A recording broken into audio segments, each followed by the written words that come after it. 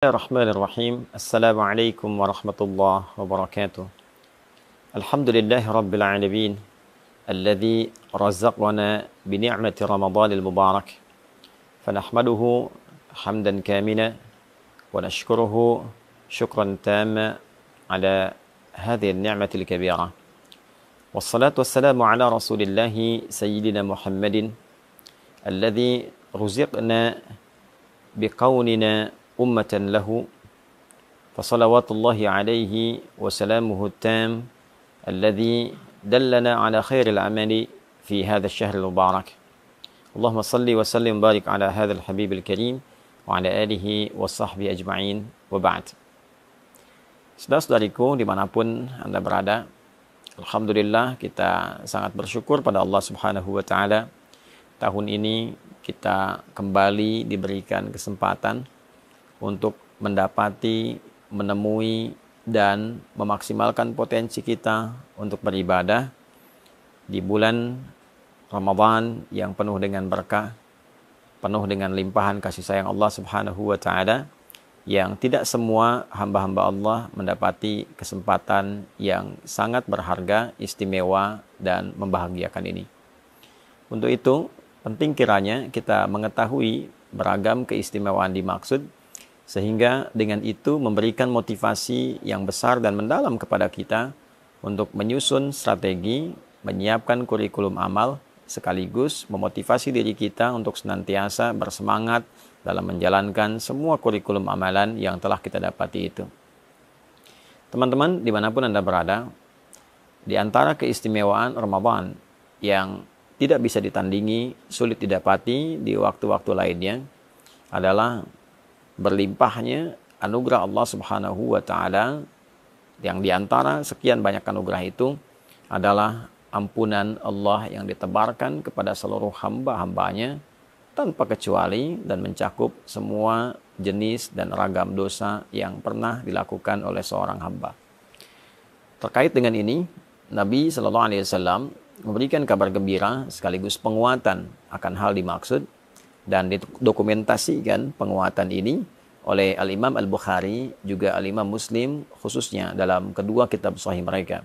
Di Al-Bukhari misalnya nomor hadis ke-38, pun demikian Imam Muslim menyantumkan dengan redaksi yang serupa di nomor hadis 760. Keduanya mengambil riwayat dari sahabat Abu Hurairah Abdurrahman bin Sakhr radhiyallahu taala anhu dari Nabi sallallahu alaihi wasallam, beliau bersabda, "Man shama Ramadana imanan wa ihtisaba, ghufira lahu ma taqaddama min dhanbi." Man, siapapun, mencakup laki-laki, perempuan, besar, kecil, tua, muda, apapun profesinya. Dan ini sifatnya secara personal. Ketika disebutkan man, artinya menunjuk secara personal. Dan dia memiliki juga keumuman makna. Artinya, berlaku secara personal, namun dibuka umum bagi siapapun. Baik laki-laki, perempuan, dengan segala sifat yang telah tadi kami sebutkan. Artinya peluang ini seakan-akan Nabi memberikan beritanya secara personal kepada kita. Wahai Adi Hidayat, wahai fulan, wahai fulana. Man shama Ramadana. Siapapun di antara Anda yang mampu menunaikan puasa Ramadan. Perhatikan kalimatnya. Kata puasa dimaksud, sama diikat dengan waktu Ramadan. Jadi tidak ditemukan di waktu-waktu yang lain. Tidak di puasa Rajab misalnya, tidak di puasa Sya'ban misalnya, tidak di bulan hurum-hurum yang lain, tidak di puasa Arafah, tidak di puasa Asyura dan yang lainnya, tidak di Ayyamul Bid, tidak di hari Senin dan Kamis. Ini hanya khusus mencakup di bulan Ramadan. Man shama Ramadana, siapapun yang mampu menunaikan puasa Ramadan. Dan kita ketahui Ramadan itu jumlahnya selama sebulan. Ya, di Al-Baqarah ayat 185 jelas Allah menggabungkan kata syahr yang menunjuk pada waktu selama sebulan dengan kata Ramadan dalam momentum penurunan Al-Quran. Syahrul Ramadan alladzi unzila fihi Al-Quran. Di bulan Ramadan itu yang diturunkan Al-Quran di dalamnya, itulah kemudian waktu yang menjadikan kita wajib menunaikan puasa selama sebulan penuh. Artinya, dalam konteks menunaikan puasa ini, di bulan Ramadan ini, waktunya terbentang selama sebulan. Siapapun yang mampu menunaikan puasa Ramadan, dari hari pertama, hari kedua, sampai yang terakhir selama sebulan. Dengan catatan imanan wahtisaba. Imanan ia kerjakan karena imannya, karena keikhlasannya pada Allah Subhanahu wa taala, keyakinannya untuk menyembah, mengagungkan dan menaati perintah Allah Subhanahu wa taala. Karena kalimat iman itu sandingannya adalah amal saleh. Jadi begitu disebutkan iman, pembuktiannya amal saleh. Misal Quran surah 103, "Wal 'asr, innal insana lafi khusr, illa alladziina amanu wa 'amilus shalihat." Jadi untuk menunjukkan seseorang beriman itu, maka pembuktiannya lewat amal saleh.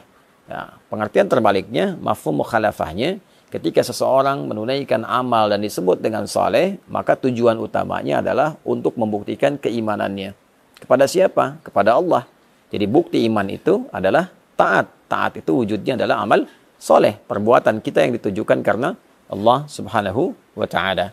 Karena itulah ketika satu kata yang menunjuk pada ibadah kemudian disandingkan dengan kata iman, ingin memberikan kesan bahwa syarat penunaian ibadah itu dianggap benar, dianggap baik jika memang ditujukan untuk kepentingan imannya. Dalam arti dilakukan karena Allah Subhanahu wa ta'ala. Karena kalimat iman pertama dalam Al-Quran dan disifati dengan kata ghaib, wujudnya adalah penyembahan dalam bentuk salat. Al-Baqarah ayat ketiga, alladzina yu'minuna bil ghaibi wa yuqimunas shalah. Itu orang-orang takwa itu orang yang mampu mengimplementasikan imannya ketika dia yakin pada Allah walaupun belum tampak dalam pandangannya, lalu dia buktikan keyakinan yang kuat itu dengan cara menyembahnya melalui salat. Maka dari itu ketika puasa diikat dengan kata iman, ini ingin memberikan kesan batasan bahwa orang-orang yang akan mendapatkan jaminan keistimewaan di bulan Ramadan ini adalah syarat pertamanya, dia menunaikan puasanya hanya karena Allah, untuk membuktikan keimanannya kepada Allah. Itulah sebabnya pembuka kewajiban puasa, ayatnya diawali dengan kata panggilan iman. Ya ayyuhalladzina amanu. Al-Baqarah ayat 183. Hai semua orang yang telah menyatakan beriman. Kutiba alaikumussyam. Dengan imanmu itu diwajibkan engkau mengimplementasikannya dengan cara menunaikan ibadah puasa di bulan Ramadan. Karena itulah kemudian penunaian puasa ini bukan hanya dikerjakan karena orang lain berpuasa. Bukan hanya dikerjakan untuk membuat sebuah status di lingkungan kehidupan sosial. Bukan hanya dikerjakan motivasinya untuk mendapatkan bukaan. Ya kalau niatnya dapat dunia. Saya pengen buka di masjid yang ada bukaannya mewah, ada takjilnya, ada sahurnya, ya secara adat sah dilakukan, tapi secara timbangan fikih dia hanya akan mendapatkan bagian bukaannya saja. Dia dapat makan, dia dapat minuman, tapi potensi keistimewaan yang mungkin dia bisa dapatkan sangat tipis kemudian untuk bisa dia raih. Syarat pertama. Yang kedua, wahtisaba.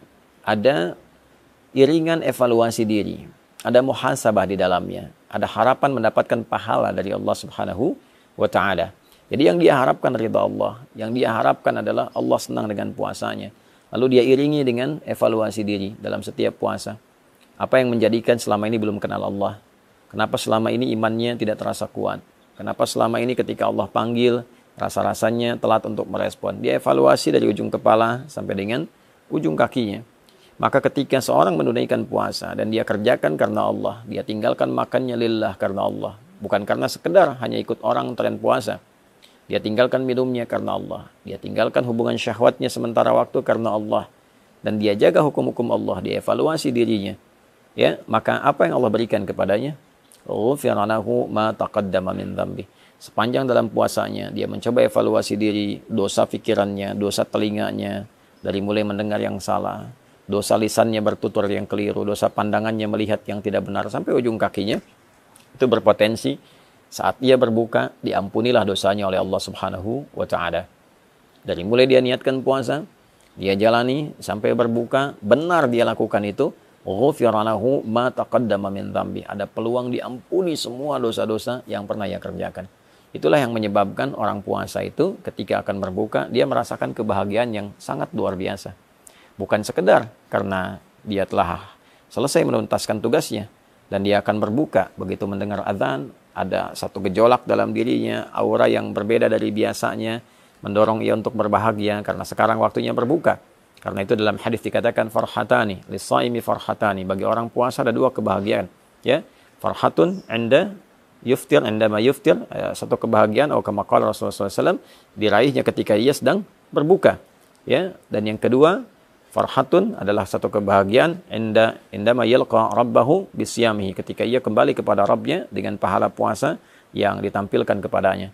Maka saat ia berbuka ia gembira, bukan karena sekedar puasa telah selesai, tugas telah dilakukan, tapi dia bahagia pula karena pada saat itulah Allah berpeluang mengampuni semua dosa-dosa yang pernah ia kerjakan. Saat ia kembali kepada Allah, dia kembali dalam keadaan bersih, pahala telah dia dapatkan dari bacaan Quran, dari sholat, dari kajian-kajian, dari tilawah dan sebagainya, sehingga dia gembira. Dan disambutlah ia saat kembali itu dengan diperintahkan untuk memasuki pintu khusus dengan pahala puasanya, yaitu pintu Ar-Rayyan. Allah Subhanahu wa taala menyampaikan kepada Nabi untuk memberikan kabar gembira. Inna fil jannati baban yuqalu Ar-Rayyan. Di surga itu ada satu pintu yang disebut dengan Ar-Rayyan. La yadkhuluhu illa shaimun. Tidak akan dimasuki oleh hamba manapun kecuali ahli puasa. Di antara ahli puasa itu ada yang menafsirkan rajin puasa, tapi juga pengertian spesifiknya adalah orang yang berhasil menunaikan puasanya yang ia kerjakan karena Allah, dan dia mengevaluasi diri seperti disifati dalam hadis Nabi sallallahu alaihi wasallam yang telah tadi diuraikan. Fa idza dakhaluhu ughliqa, kalau sudah masuk orang-orang dengan sifat ini, maka segera ditutup. Tidak ada orang lain yang bisa masuk kecuali memiliki karakter yang serupa. Jadi teman-teman, dimanapun berada, saya ingin mengajak pada diri pribadi dan kita semua untuk saling mendoakan. Dari mulai sejak awal kita menjalani ibadah puasa ini sampai ujungnya, tidak ada di antara kita yang tidak punya kesalahan. Tidak ada di antara kita yang tidak punya dosa. Yang dibawa ke akhirat bukan berapa banyak uang kita, bukan berapa tinggi status kita, bukan berapa luas ilmu kita, bukan berapa kuat tenaga kita. Yang dibawa pulang adalah timbangan antara pahala dan dosa. Berapa banyak amal salehnya, berapa banyak amal salahnya. Ketika ditimbang, apa yang bisa menutupnya? Maka kasih Allah menghadirkan Ramadan untuk kita, bukan yang lain, memberikan sebuah kesempatan yang dalam agar kita mampu memanfaatkannya dengan mengevaluasi diri dan berharap Allah membuat kita lebih baik dibandingkan dengan hari-hari sebelumnya. Nabi SAW bersabda dalam satu hadis yang didokumentasikan oleh Imam Al-Hakim An-Naisaburi dalam kitab Al-Mustadrak. Satu kali Nabi SAW bersabda, wa kama qala raghima anfu rajulin liman adraka ramadhana falam yughfar lahu. Sangat tercoreng kehormatan seorang muslim, sangat terhina, sangat jauh dari rahmat Allah seorang yang disampaikan kepada bulan Ramadan, tapi ia tak mampu mengkreasikan kesempatan yang diberikan untuk mendapatkan ampunan Allah Subhanahu wa taala. Semoga Allah memuliakan kita, mengampuni dosa-dosa kita, memberikan kesempatan terbaik untuk mengisi sisa kehidupan kita dengan lebih mulia, dan mewafatkan kita dalam keadaan husnul khatimah. Allahumma taqabbal minna innaka antas sami'ul alim wa tub 'alaina innaka antat tawwabur rahim. Allahumma ighfir lana dhunubana ya Allah, ma qaddamna wa ma akharna, saghiran wa kabira. Allahumma rabbana atina fid dunya hasanah, fil akhirati hasanah wa qina adzaban nar. Wa sallallahu ala sayyidina Muhammad wa ala alihi wa sahbihi ajma'in. Wa akhiru da'wana subhanakallahumma rabbana wa bihamdika asyhadu an la ilaha illa anta nastaghfiruka wa natubu ilaik. Walhamdulillahi rabbil alamin. Assalamualaikum warahmatullahi